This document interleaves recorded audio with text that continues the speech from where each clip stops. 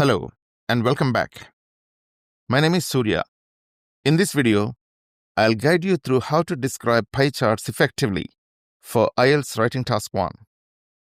This video provides useful tips, clear steps, and examples to help you write a well-organized answer.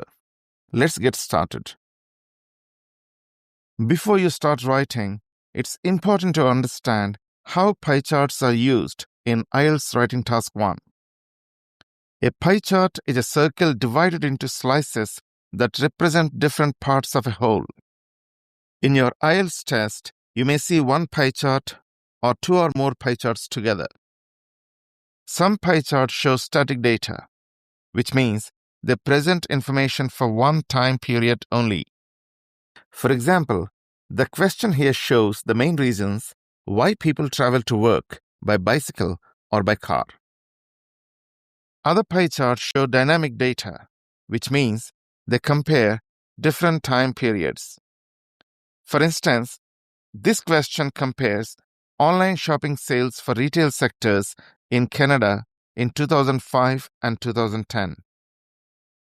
No matter how many pie charts you have or which type you get, always focus on comparing the percentages and highlighting the key similarities and differences. This helps you cover all the main features clearly and accurately.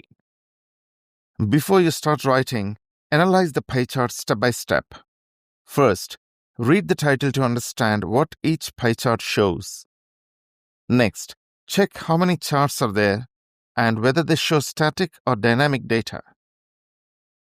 Then, check the time period to decide which tense to use in your answer, usually past tense if the pie charts show data from the past. After that, find the largest and smallest parts or slices in each chart. Later, compare similar categories and look for big similarities or differences. For dynamic data, notice any clear changes over time. Finally, decide on the main features you will include in your overview and details. Analyzing the charts properly will help you write a clear and well-organized description.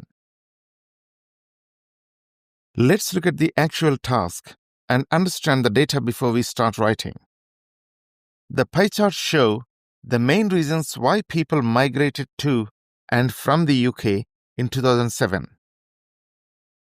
Immigration means moving into a country to live there, while emigration means leaving your country to live somewhere else. In this task, immigration means people moving into the UK and emigration means people moving out of the UK. Your task in this question is to summarize the main reasons for people moving to and from the UK in 2007 and to make clear comparisons. To do this, first, look at both charts carefully. Identify the largest and smallest slices. Then note any clear differences or similarities between the two charts. Here are some key points for these pie charts. The largest reason for both immigration and emigration is having a definite job at about 30% each. The second largest reason for immigration is formal study, 26%, but this is very small for emigration, which is only 4%. Looking for work is higher for immigration than immigration. More people left the UK without stating a reason than those who immigrated without one. Understanding these main points will help you write a clear overview and organize your details effectively. Let's see how to write a good introduction for IELTS Writing Task 1. There are 3 simple rules to remember. Paraphrase the question statement instead of copying it exactly. Use synonyms for keywords to show your vocabulary range. Do not include any figures or details yet. Just say what the chart shows in general. Based on these points, here is the sample introduction. The given pie charts illustrate the percentages for 6 main reasons why people immigrated to and emigrated from the UK in 2007. Let's look at what changes we have made. We used illustrate instead of show. We mentioned percentages to clarify what is shown. We specified 6 main reasons to make it precise. We varied the wording by saying immigrated to and emigrated from the UK instead of repeating the same phrase. This sentence is enough for the introduction. Next, we will look at how to write a good overview. Before we write the overview, let's quickly summarize what we can see from the charts. Pause the video for a moment, look at the charts, and try to identify the main features yourself. In both pie charts, having a definite job is clearly the largest reason for migration, with about 30% each.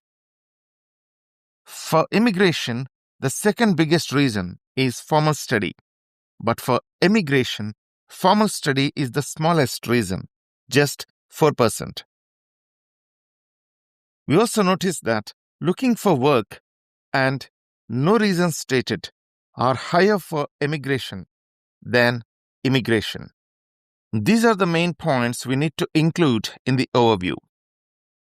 Remember to give general summary of the main features. Highlight the largest and smallest categories.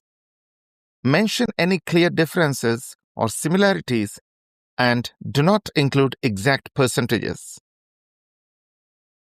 Now, based on this, here is a clear overview we can write. Overall, having a definite job was the most common reason for both immigration and emigration, while formal study was the second most common reason for immigration but the least common for emigration. Additionally, looking for work and no reason stated were more common among emigrants than immigrants. This covers the main trends without using any specific percentages. That's exactly what a good overview should do. Now let's see how to write the body paragraphs. Before writing the body paragraphs, let's see how to organize the information clearly. A simple way is to group the information by importance. In paragraph 1, describe the most common and second most common reasons. In paragraph 2, cover the less common reasons and make any other comparisons. Always include key figures to support your ideas and highlight similarities and differences between the charts. This structure makes your answer clear and easy to follow. Let's focus on body paragraph 1 first. First, the largest reason for both immigration and emigration is having a definite job, about 30% in both charts. We can write this as, looking at the details, having a definite job was the leading factor for migration, making up about 30% for immigration and 29% for emigration. Next, the second main reason for immigrants is formal study at 26%. But for immigrants, formal study is the least common reason at only 4%. This can be written like this. For immigrants, formal study was the second main factor, whereas this factor was the least significant for immigrants at only 4%. Finally, looking for work is the second biggest reason for emigration at 22%, and it is also a smaller reason for immigration at 12%. Here is how you can express this. Instead, looking for work was the second most common reason for emigration, while it accounted for 12% of immigration. By describing these points clearly, you show the examiner that you understand both the main features and the differences. Now, here is the complete first body paragraph. Pause the video and read it carefully to see how it is structured. This paragraph covers the key information clearly and includes useful comparisons.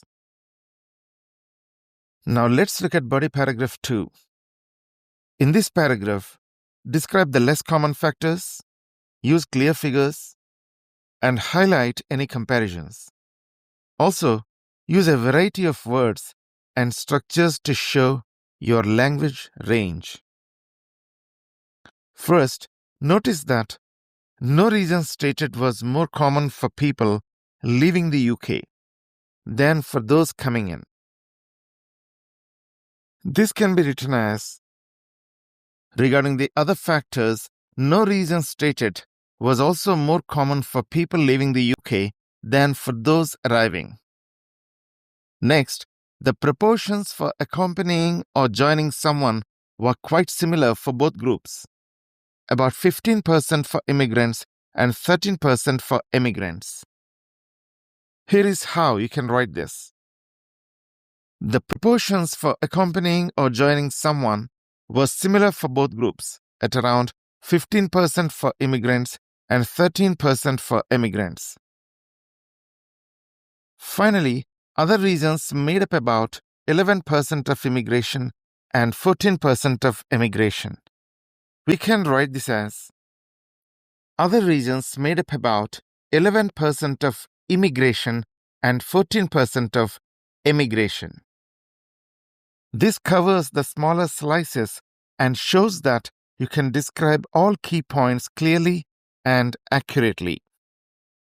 Now, here is the complete body paragraph 2. Feel free to pause the video and read the complete paragraph to see how it is written. This paragraph clearly covers the less common reasons, uses exact figures, and makes simple comparisons. Exactly what the examiner wants to see in IELTS Task 1. Now that we have written all the paragraphs, let's see how the whole description looks. Now here is the complete description for these pie charts, including the introduction, overview, and both body paragraphs. Please pause the video now and read the whole response carefully. Notice how the ideas are organized clearly, how key figures are included, and how comparisons are made naturally. Now we will see how the language is used in this description. Here is the full description again, now highlighted to show how good Task 1 writing uses different types of language. Some academic verbs used are highlighted in yellow, for example, illustrate, accounted for, and made up. Connectors and linking phrases are highlighted in green. These words help your writing flow logically, such as overall, additionally, looking at the details, whereas, and instead. Turquoise highlights comparative expressions and synonyms, which are used for describing trends and avoiding repetition. For example, instead of repeating most common reason, you can use leading reason, main factor, or least significant.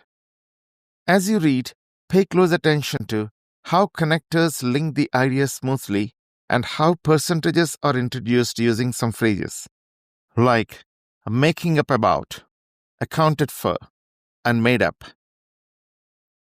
In your writing, you can also use approximate phrases for percentages, such as about a third instead of 30%, about a quarter instead of 26%, just over a fifth instead of 22%, nearly a fifth instead of 18%.